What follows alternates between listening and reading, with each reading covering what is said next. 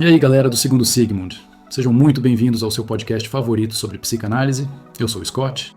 No nosso último episódio, a gente mergulhou fundo no modelo da estrutura clínica clássica. Isso mesmo, Scott. A gente viu como a medicina, lá no século XVIII, começou a organizar o conhecimento de um jeito bem sistemático, quase geométrico, sabe?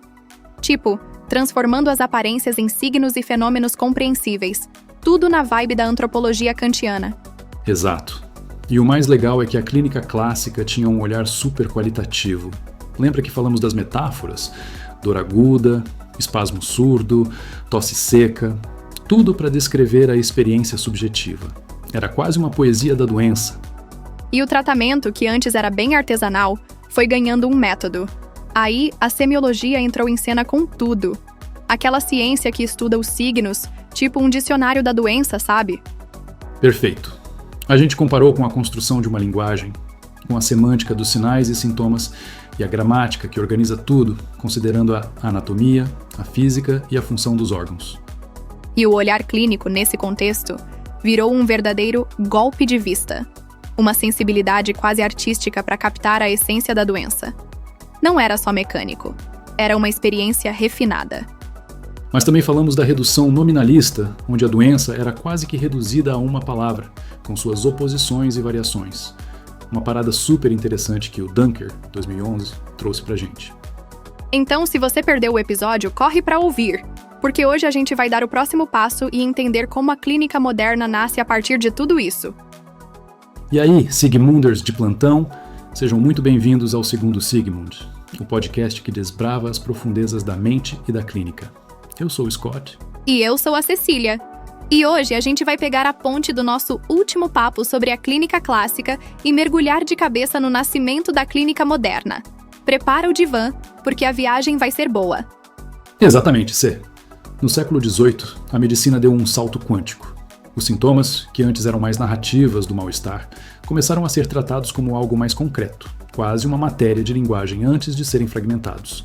Tipo, a queixa genérica virou o sintoma clínico de fato. É o que o Dunker, 2011, chama de transição para a clínica do olhar. Imagina, o olho do médico virou a principal ferramenta. E o interessante é que, nessa época, a clínica valorizava só os signos que eram, imediatamente legíveis no corpo do paciente. A fala do paciente, as memórias, os relatos dos familiares, tudo isso ficava em segundo plano, às vezes até com uma certa desconfiança. É como se o médico ouvisse, mas não escutasse de verdade.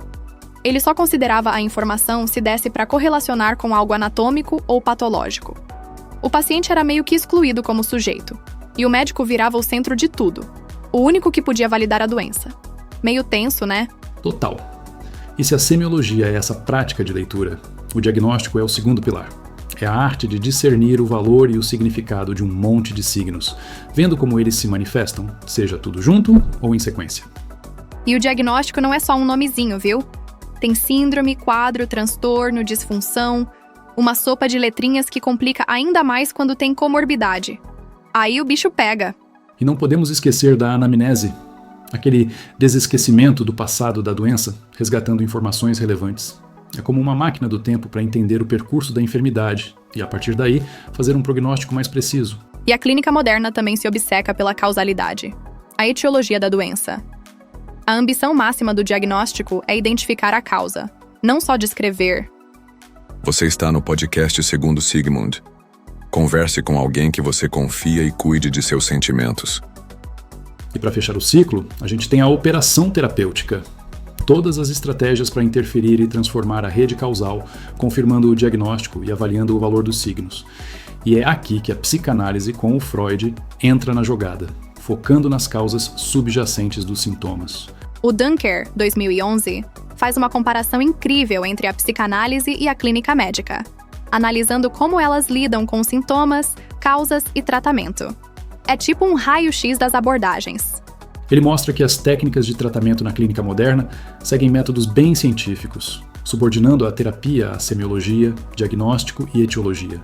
E rola uma metafísica do retorno, onde os signos sempre voltam para os mesmos lugares, caracterizando as doenças. Sim, e também tem a tradição terapêutica como uma busca de recomposição social, ligada à diminuição do sofrimento, mas vista como algo mais moral e político, meio que à margem da estrutura clínica tradicional. Daí surgem as práticas higienistas e, no campo da saúde mental, as psicoterapias que buscam aliviar o sofrimento. E por último, a tradição da cura, que seria a extinção da doença. O Dunker, 2011, destaca que na clínica moderna, a ética do médico diante do paciente, que era essencial na antiguidade, acaba sendo transferida para outros profissionais. O médico observa, o enfermeiro cuida e o padre cura, sacou? Então, a ação terapêutica é um mix. A intervenção metódica, a atitude de cuidado e atenção ao paciente e as técnicas auxiliares. É uma teia complexa, gente.